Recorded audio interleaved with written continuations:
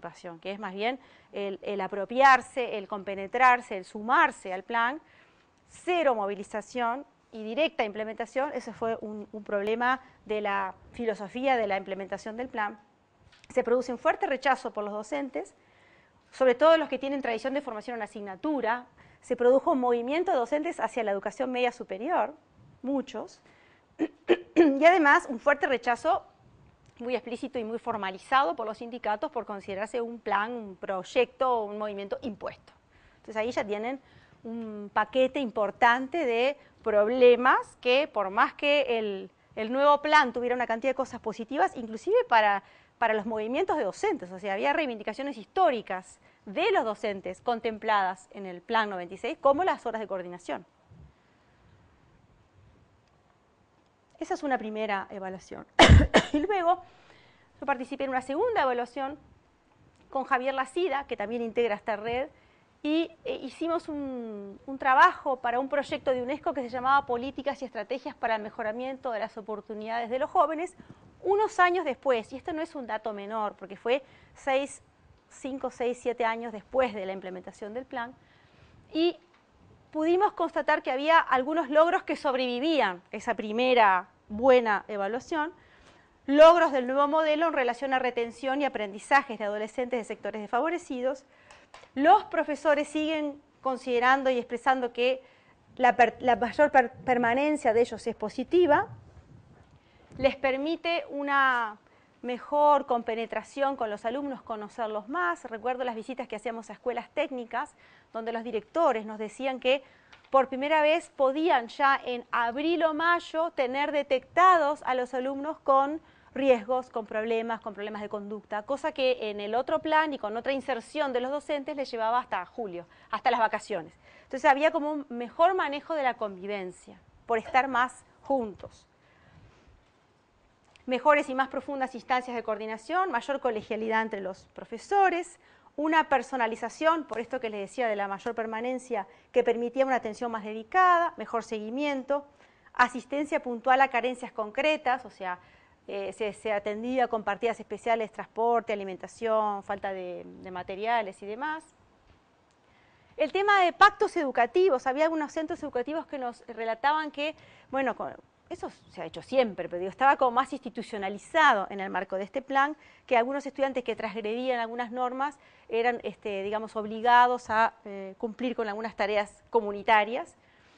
Y sobre todo, y esto es lo que les decía recién, una cierta capacidad de anticiparse y prevenir los conflictos, donde el diálogo era el instrumento principal. Entonces, todo el tema de la convivencia, que es un tema álgido hoy en día, todo el tema de la convivencia parecía estar mejor, aún unos años después.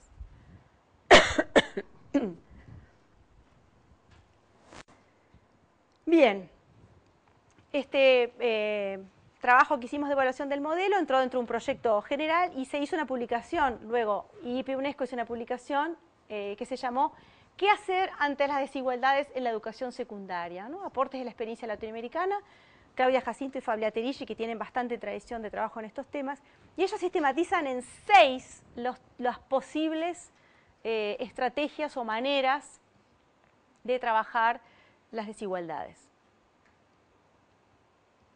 Yo marqué ahí en verde 3, porque me parece que estas 3 son las que están más ligadas a lo que era el Plan 96. O sea, hay una gran cantidad de estrategias, inclusive este proyecto trabajó con cosas de Brasil, México, como dice ahí, Buenos Aires, estuvieron en los liceos nocturnos de Brasil, de San Pablo, centradas en el ausentismo de los alumnos, centradas en la sobriedad de los alumnos, es decir, maneras de flexibilizar el currículum para tratar de que los alumnos no se vayan, es decir, ya que lo formal, estandarizado, muy estructurado no funciona, flexibilicemos. Entonces, es bien interesante esta obra porque muestran diferentes variaciones, que uno de repente desde Uruguay no las conoce, sobre maneras de desarrollar la secundaria.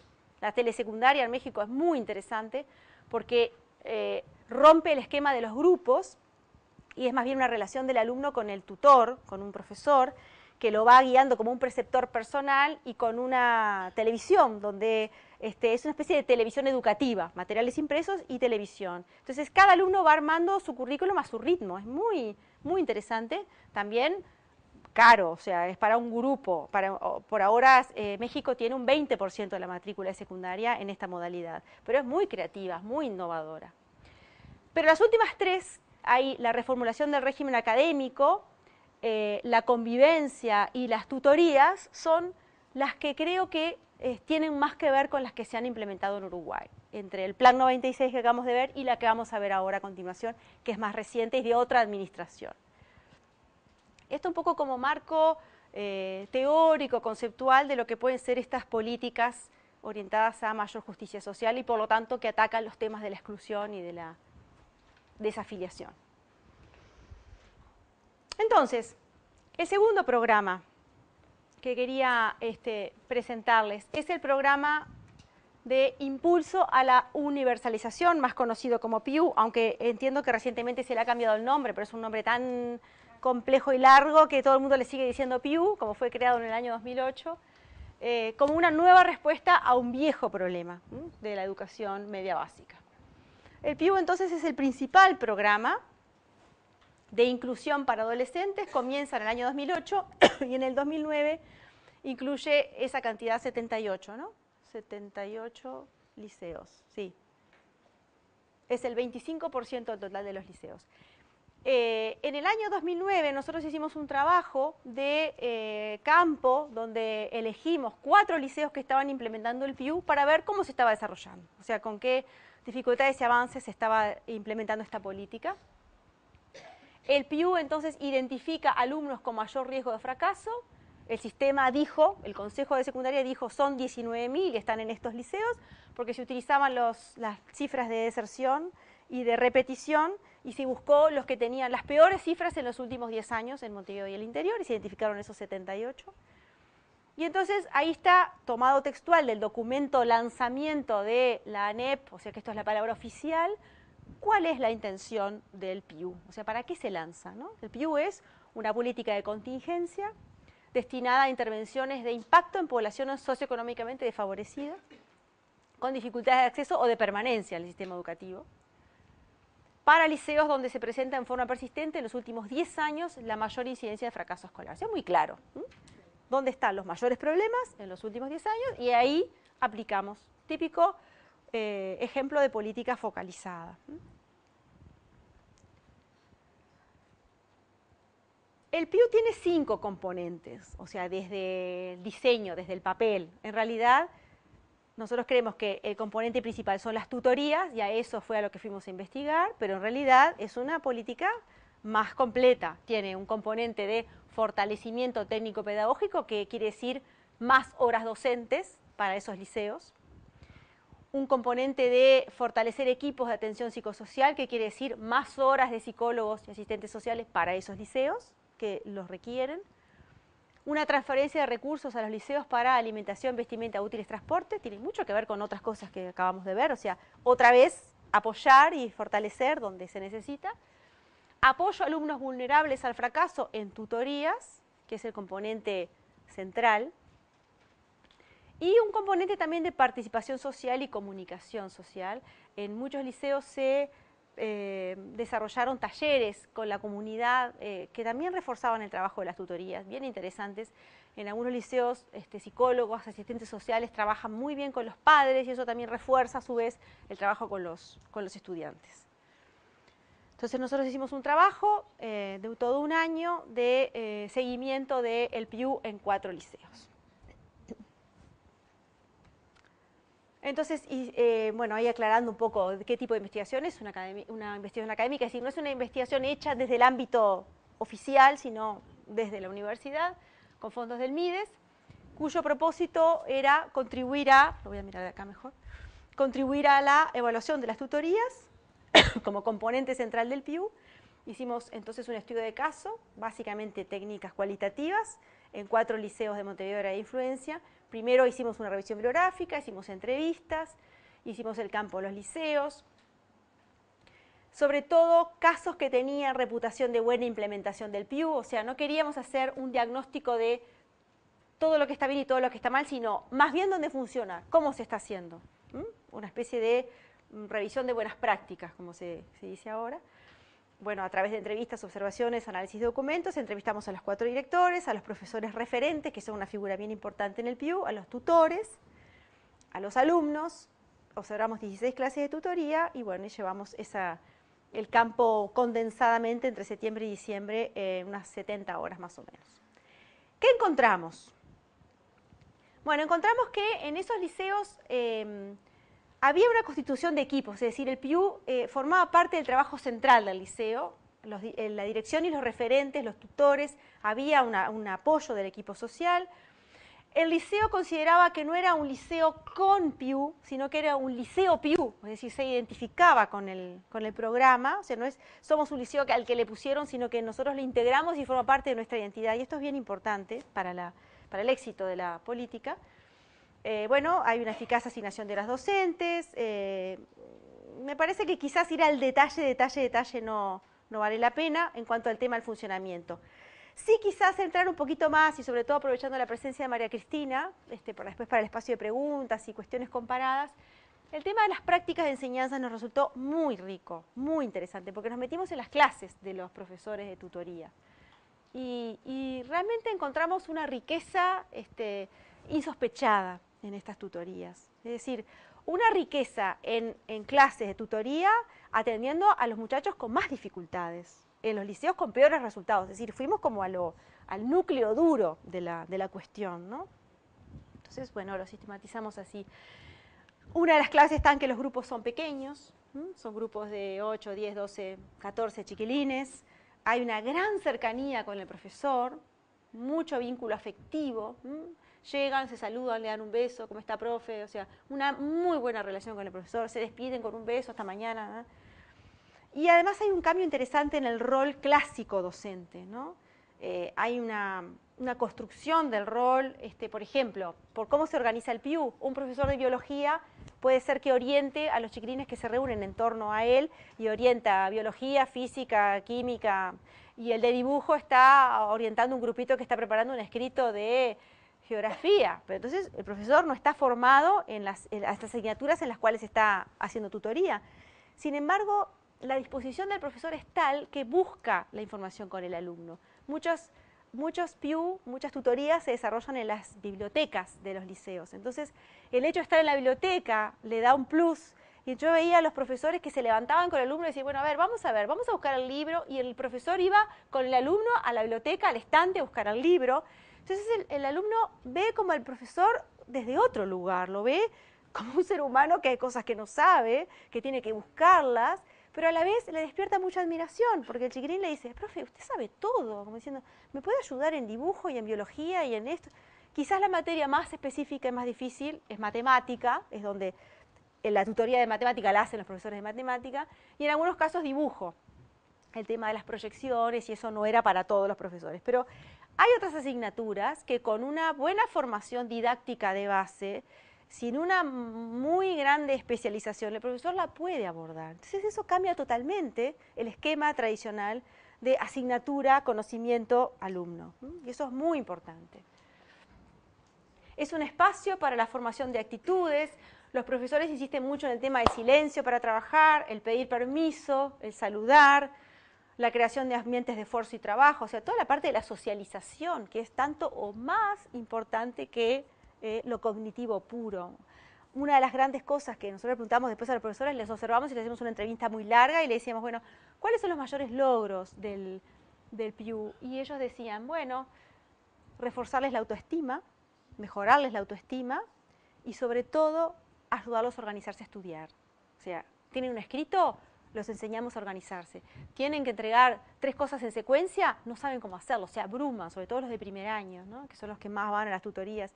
Y esas 2 cosas, autoestima y organizarlos y ayudarlos a organizarse a estudiar, es todo.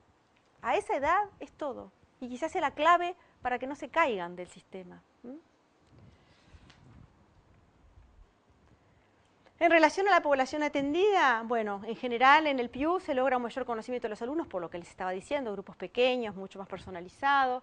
En la visión de los adultos se considera que todavía hay escasas condiciones que permitan el aprendizaje. Los alumnos llegan a los liceos en una cosa de movimiento continuo, de agredir como la primera respuesta, de no escuchar. Las familias son precarias, la tutoría es una pequeña llave para impactar en la autoestima. Pero digo, la visión de los adultos es crítica, esos profesores están en ese contexto. Y en los alumnos, que nosotros les hicimos entrevistas grupales, ellos llegaron a decir cosas como, todas las clases deberían ser como tutorías. ¿Y qué razón que tienen? Es un tema de escala y de organización del sistema. ¿Cómo no le vamos a decir que tienen razón a eso? Son clases pequeñas donde se los atiende, donde se los estimula y donde se los personaliza y se les ayuda en su educación. Inclusive donde no se les sobreprotege, también se les acicatea para que ellos busquen y para que ellos progresen. Los alumnos de primer año lo ven como un apoyo fundamental y además eso tiene mucho que ver con la prevención. En cuanto a las metas e indicadores, y aquí es donde el tema es más complejo, esta política educativa se plantea que se propone para que el sistema mejore o logre abatir en un 25% sus índices de repetición y deserción. En realidad, excepto en uno de los liceos visitados, ninguno se planteaba metas. O sea, se hacía el PIU, pero no se hacía un pasado de raya, de ver si realmente ese 25% o cuánto estamos mejorando. O sea, hay como estar en otro ámbito que no es el de las metas y los indicadores. No hay preocupación por eso. Los logros más importantes, según los docentes, son en la autoestima, como les decía. Y el principal problema, que se supone que es el principal problema que la política quiere atacar, son las inasistencias de los alumnos. O sea, todavía hay muchos alumnos que se siguen saliendo. Hay un conjunto de estudiantes que transgrede las pautas de convivencia de los liceos, a los cuales el PIU tampoco puede rescatar, y eso también es importante. O sea, con todo lo bueno que tienen las tutorías, igual se reporta que hay un conjunto de estudiantes que van al liceo a otra cosa y que es muy difícil hacerlos entrar en los circuitos de aprendizaje. ¿A qué conclusiones llegamos con el estudio? Bueno, las tutorías evidentemente hacen foco en uno de los problemas centrales del sistema educativo, que es incluir, o sea, lograr que estén y enseñar. Las tutorías son implementadas como una experiencia relevante, altamente valorada por los actores, muy valorada por los actores, tanto por los muchachos como por los profesores, que enriquecen el trabajo docente y ofrecen una nueva manera de ejercer el rol. Y esto es clave. Así, los profesores se dan cuenta de que están reformulando su rol y les gusta trabajar en tutorías. Después hicimos otro estudio que coincidieron algunos liceos para otro tema y volvimos a encontrar a profesores del PIU que seguían trabajando en esos liceos en el PIU y en las tutorías. Habían logrado como un lugar, un perfil profesional, un sentirse útiles que iba más allá del tiempo. Pero hay una ausencia en el sistema de objetivos y metas. Hay una ausencia de mecanismos para hacer cumplir una política crucial para la inclusión. Para Uruguay, 2 millones de dólares. Es muchísimo dinero. En 2008 y 2009 se gastó eso en esos liceos. Se gastó eso y cuando se iba a los liceos a preguntarles si se había logrado abatir esos índices, no se sabía. O sea, hay un tema de conducción, en definitiva. Y de debilidades atribuibles a las instancias centrales y a la escasa prioridad otorgada a la política por parte de las autoridades. Esto es bastante generalizado en el testimonio de los actores. Un detalle, las partidas para alimentación que tienen que llegar en marzo, porque parte del tema es que esos alumnos almuercen en los liceos, porque parte de sus problemas es la falta de alimentación adecuada, las partidas llegaban en mayo o en junio, los 2 primeros años. ¿Quiénes se creen que pagaron los almuerzos de los alumnos? Los profesores.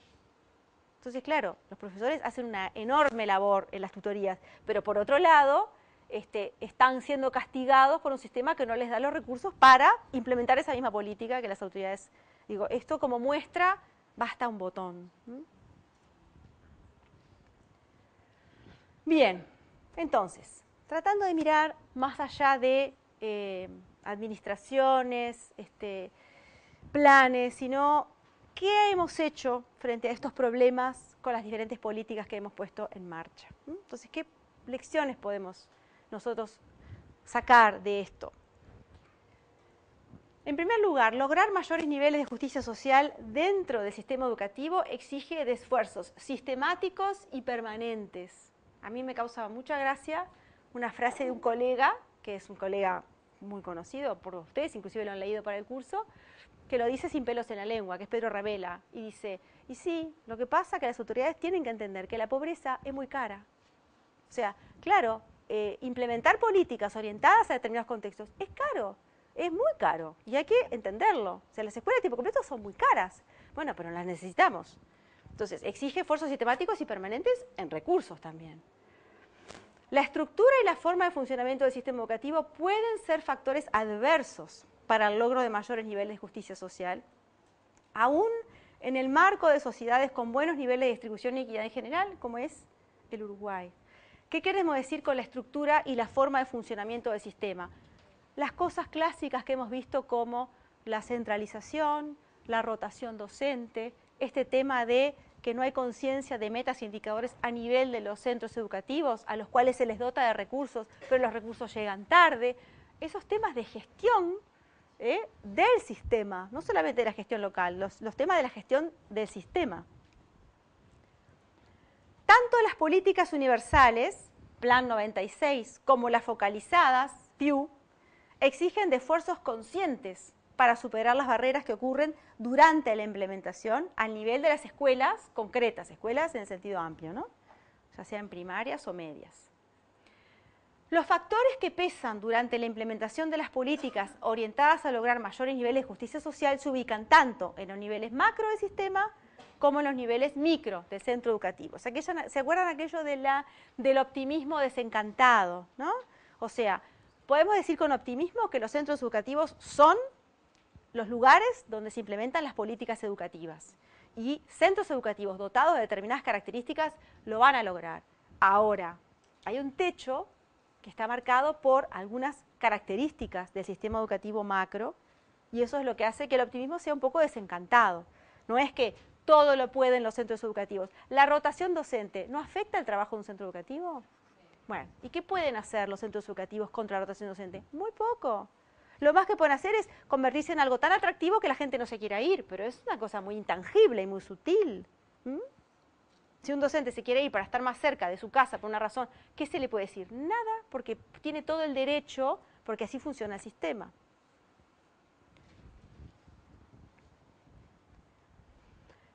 Entonces, entre los factores macro, los cruciales han resultado ser el apoyo y la relevancia que las autoridades otorgan a estos programas, como acabamos de ver en el PIU, con debilidades. Los mecanismos de gestión de las personas y de los recursos económicos, la rotación docente, la centralización y los márgenes de autonomía de los actores. Es decir, todo aquello que los centros educativos no pueden decidir y no pueden gestionar a nivel local y tienen que estar permanentemente refiriéndose a instancias que están fuera de ellos. Entre los factores del nivel de los centros, los decisivos han resultado ser la consolidación de culturas integradas con una visión compartida sobre la relevancia de estas políticas y el logro de relaciones cercanas entre los integrantes del centro educativo y basadas en el diálogo con los jóvenes, es decir, la colegialidad entre los docentes, pero también esa relación de diálogo y de prevención con los jóvenes, como vimos tanto en el Plan 96 como en el PIU. El factor docente se muestra como crucial en todas las investigaciones, ya sea por la resistencia que se manifestó en el Plan 96, como en la participación más activa, proactiva del PIU, es decisivo, o sea, por lo positivo, por lo negativo, es decisivo. Muy bien. Ahora, me parece interesante abrir un espacio hasta nuestra prevista pausa de las 8, de las 20, un espacio en el que ustedes puedan hacer preguntas, tanto las personas que están haciendo el seminario como los asistentes regulares al curso, y también aprovechar la presencia aquí de María Cristina Martínez, de la Universidad Nacional Pedagógica de Colombia, para hacer comentarios y contrapuntos.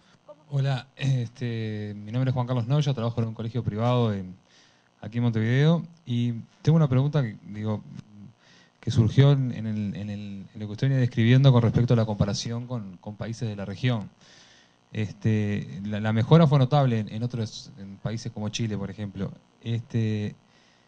si bien el indicador es un indicador de egreso, que es un indicador de cantidad y quizás no de calidad de los aprendizajes, que habría que, digamos, relativizarlo, o por lo menos mirarlo también, igualmente me interesa saber si están identificados cuáles son los factores, porque creo que es un dato relevante. Digo, cuáles son los factores que marcan que en tan poco tiempo dos países mejoraron tanto y nosotros no mejoramos casi nada.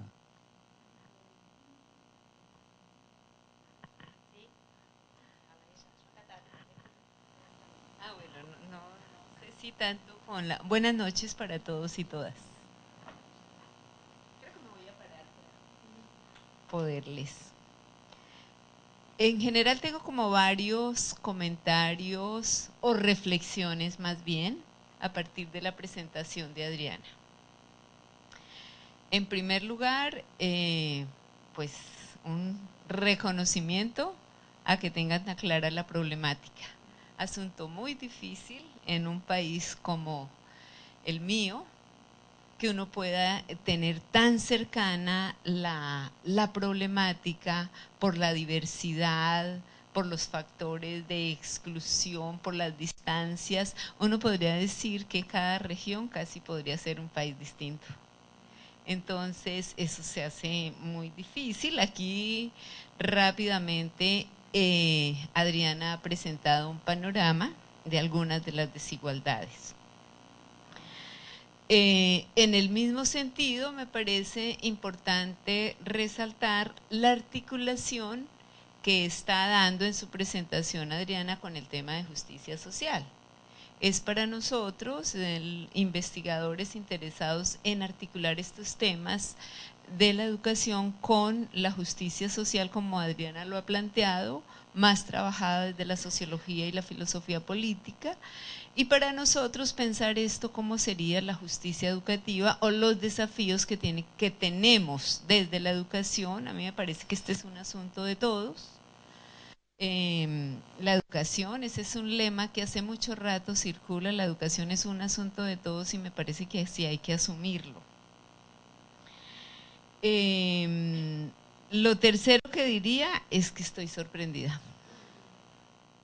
Si ayer hubiese tenido este panorama, quizás hubiera tenido un poco de más fuerza para seducirlos porque sé que la mayoría de ustedes son educadores o se están formando o están en acción, y yo creo que no. O sea, este es un asunto que nos compete. No es posible que sigamos pensando que las políticas, que las soluciones, que las decisiones los tienen quienes asumen un cargo directivo o quienes tienen un lugar de poder en un momento dado. Siempre esos cargos son lugares transitorios. En cambio, los educadores tenemos un lugar de largo aliento en el sistema educativo. Entonces yo sí quiero ahora intervenir, es para provocarlos, seducirles y decirles tenemos mucho que decir. No es posible ser solo sujetos, ojo, sujetados a las políticas. Somos, cuando yo hablaba anoche de ser productores de saber, ¿es también sentirnos productores de esas políticas? Porque lo que se ha plantado aquí, de todas maneras, muy importante, pero fíjate que están haciendo unos análisis, de todas maneras, de proyectos que se han puesto en marcha. Si uno hace un análisis en el sentido de macropolíticas, no dista mucho, con formas distintas llegan a cada uno de los países de la región latinoamericana. Claro, aquí si yo les hablara de la infinidad de políticas focalizadas y de la ineficiencia y ineficacia que logramos en mi país, pues no terminaría esta noche. De las distintas, pero entonces me parece que hay unas políticas que uno no podría decir son buenas o malas. Hay esfuerzos, se hacen esfuerzos, pero sí hay tiene mucho que ver con las formas como las asumimos, con las innovaciones que se generan a partir de estas. Y entonces cerraría con una invitación. A mí me parece, y un poco en realidad este es un poco también el contexto en que me muevo, la formación a nivel de posgrado, de maestría y doctorado, Y yo creo que hay un ejercicio importante y un esfuerzo que vale la pena, y es los trabajos de grado que ustedes hacen, las tesis o trabajos de grado, no sé cómo le llamen aquí, pero ahí hay un acercamiento muy importante a que uno pueda también asumir temas que ayuden a ampliar esa mirada a las realidades sociales, a esas condiciones micro, porque sí, realmente hay que hacer los mejores esfuerzos, porque la mejor educación llegue a las poblaciones que tienen menos posibilidades. Yo creo que ese es el gran reto que tenemos en América Latina para posicionarnos de mejor forma. De todas maneras, interesantes esfuerzos los que se adelantan.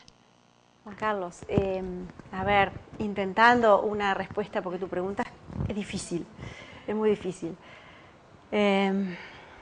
No puedo hablar de lo que se ha hecho en Chile y Argentina así como en general, pero una de las cosas que cuando uno sale y ve y compara lo que se ha hecho y lo que de un lado y del otro, una de las cosas que menos se ha hecho en Uruguay ha sido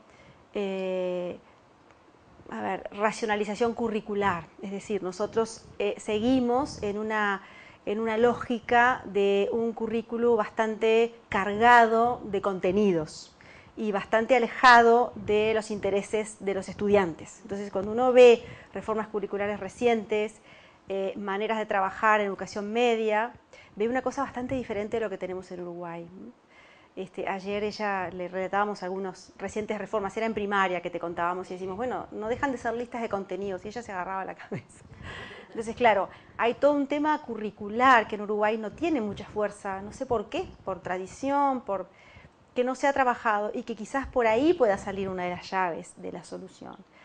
Pero también hemos hecho, me parece, algunas cosas con muchas dificultades y francamente mal en el manejo de los centros cotidianamente en la educación pública, ¿no? Cuando uno entra a los liceos y ve la manera que funcionan, la manera que se resuelven los problemas, la manera que se gestionan, el estar de los muchachos en ellos, el tema de la convivencia, hay muchas carencias. Entonces, si tú sumás la parte curricular con la parte del estar y de la convivencia, bueno, a veces yo he pensado, hay que tener ganas todos los días para levantarse temprano, para ir a un liceo donde estoy en un salón de 5x4 atestado, donde no tengo patio, donde me hablan todo el tiempo de manera magistral, sin participación. Hay que tener muchas ganas, ¿no? Hay que ser muy bueno. Y si encima tienes una dificultad económica muy grande, una familia que no te apoya, todos tus amigos ya se fueron, es muy difícil. Entonces, creo que hay cuestiones macro que se han obviado por una cantidad de razones, como lo curricular, y creo que hay cuestiones de gestión que no se han mejorado y que por lo contrario se han deteriorado en Uruguay. Ensayaría una respuesta por ahí. Los que llegan ya a la universidad estaría en el mismo porcentaje de los que llegan a lo que llaman ustedes la media superior. ¿Podrían estar los porcentajes iguales? No, igual se pierden muchos por el camino. Sí, sí, sí, sí. Claro, a la educación superior llega una ultra minoría, porque si ya se pierden 2/3 en la media superior, no todos esos pasan a la universidad, hay una cantidad que no entra en la universidad, o sea que ya la universidad es una super selección. Alejandra, ¿quieres hacer una pregunta?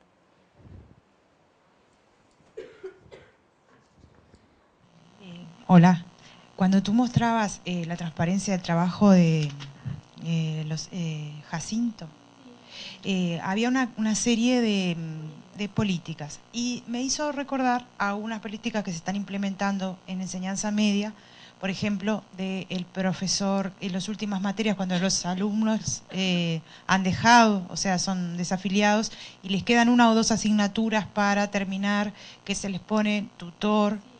Y luego también está un programa de poder cursar por 6 meses, que no tienen mucha historia en nuestro. No, son nuevos.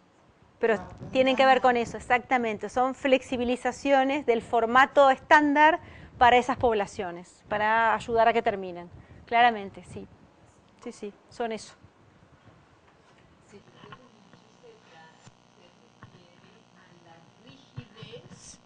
A los esquemas en los que todavía está anclada la forma de ser y de hacer escuela en nuestros países.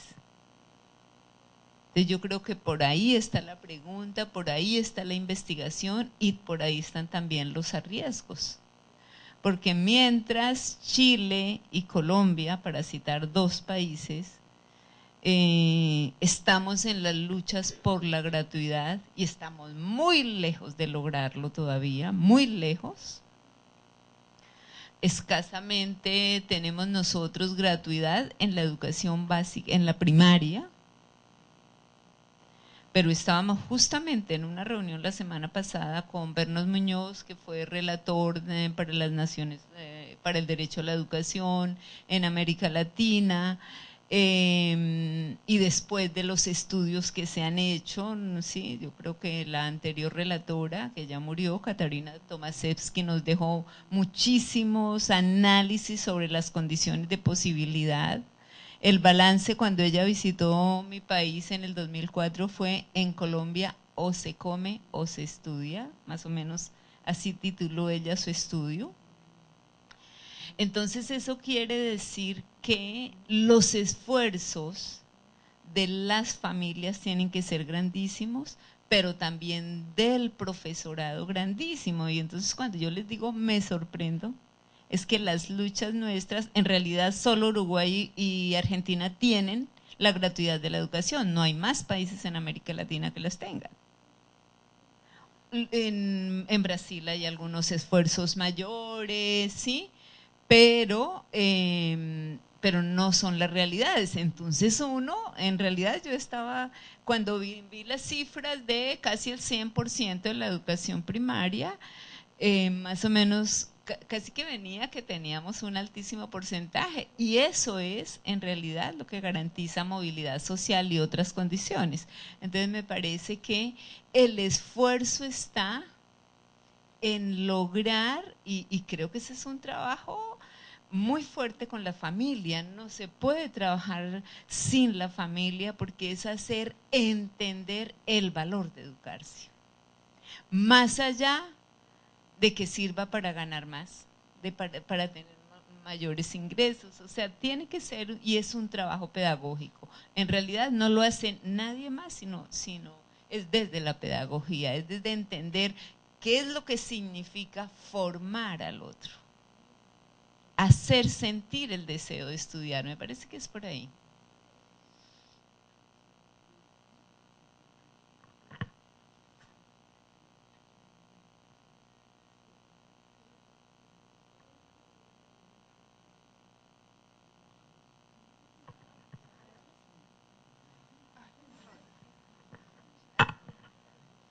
Buenas noches, Silvia da Silveira.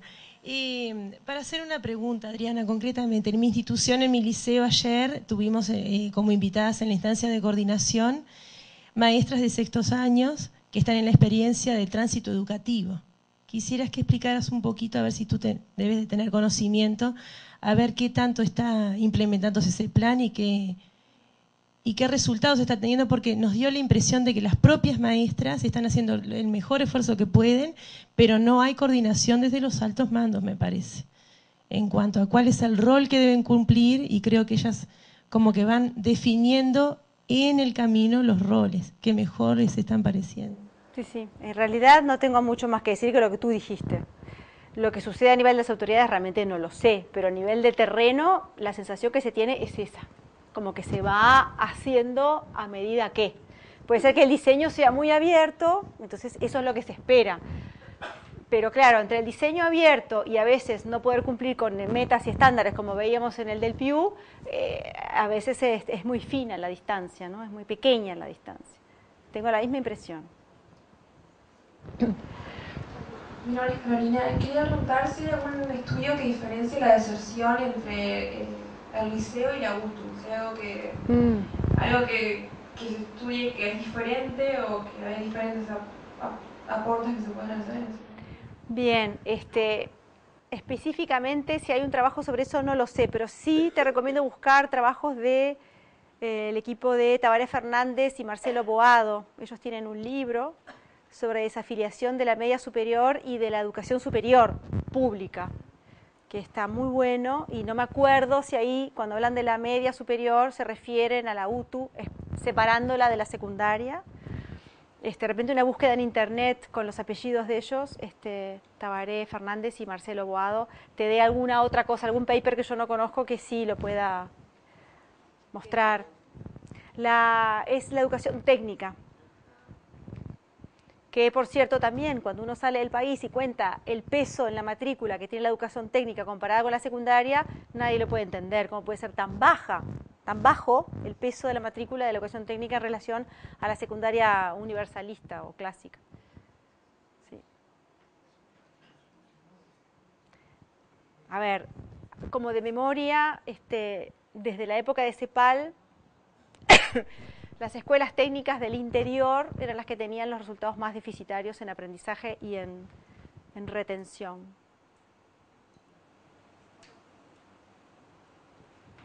Pero no sé ahora, ¿no? Eso ya son como 20 años atrás. Bueno, yo tengo un pensamiento, un comentario y también una pregunta para la profesora con respecto a Colombia. Cuando en su presentación usted habla el tema del seminario y la presentación es la relación básica y creo que por todos conocida entre lo que es la justicia social y la educación. Ahora, el fracaso o el fracaso parcial de ambos programas investigados por usted, el Plan 96 y el tema del PIU, los dos por diferentes circunstancias y con diferentes coyunturas, ¿no será que de repente no alcanza con los cambios en la educación? Porque el PIU yo creo que incorpora a través de las, no sé si eran bandejas como rama, bueno, el tema de la alimentación, pero yo creo que para apoyar a esos chiquilines falta trabajo de otros actores sociales que pueden hacer, digamos, que